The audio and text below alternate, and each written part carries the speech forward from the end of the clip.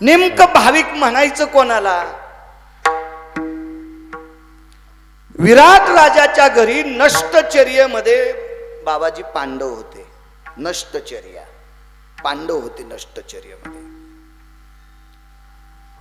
म्हणजे जे जे काम पांडवांना करावं लागलं ते काम पुरुषार्थी नव्हतं.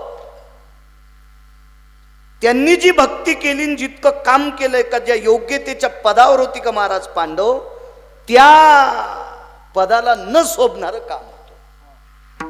म्हणून त्याला नष्टचर्या म्हणतात. सांगतोय तुम्हाला, महाराज नर फक्त अर्जुनालाच म्हणायचं.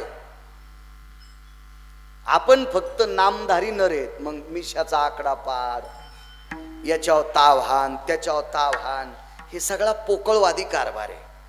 आपण अर्जुनाच्या बरोबरीचे नर नव्हे. नराच्या काही व्याध्या आल्या, शंभूराजाच्या बरोबरीच्या आपण नर नव्हत. कारण सांगू, ज्या शंभूराजाला पाहिल्याच्या नंतर वाघ सुद्धा लघवी करीत होता,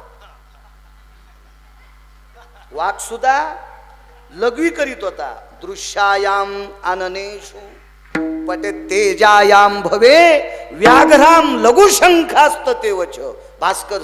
भाष्यकार सांगतात, हे काय गांजा फुक्यान थोडं नेलं.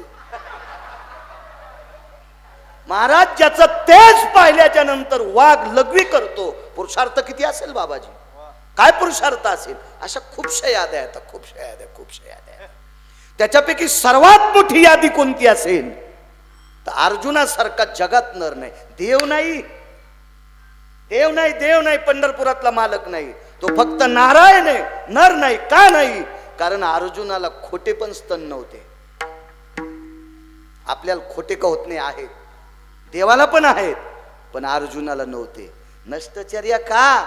महाराज जगात एक नंबरचा नर, आणि बाबा उष्णे गंगावनं इकत घ्यावं लागले. गंगावनं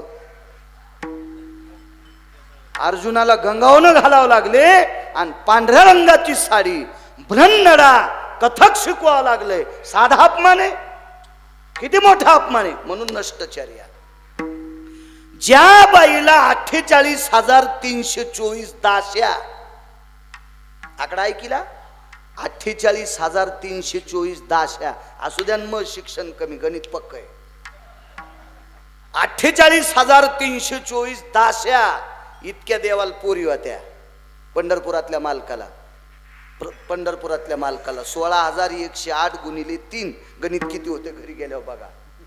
इतक्या तर त्या बाईला दाशा होत्या. एक सोपं सांगते, इतक्या दाशा असताना दुसऱ्याच्या घरी बाबा शेण काढावं लागले. नष्टचर्या.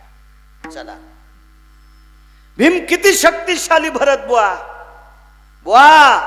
पाय आपटिल्याच्या नंतर 2.5 किलोमीटर मध्ये झाड उभं राहत नव्हतं. नुसतं असं केलं ना, माणसं उगच म्हणते लाथ आणीन तिथून पाणी काढीन, बायको तांब भरून देईन, काही गप्पा आणतो समोर, लाथ आणीन तिथून पाणी हलू. तू या 2-3 दात तिच्या लातानच पडेत, तू काय दातला आणि तू विठाला.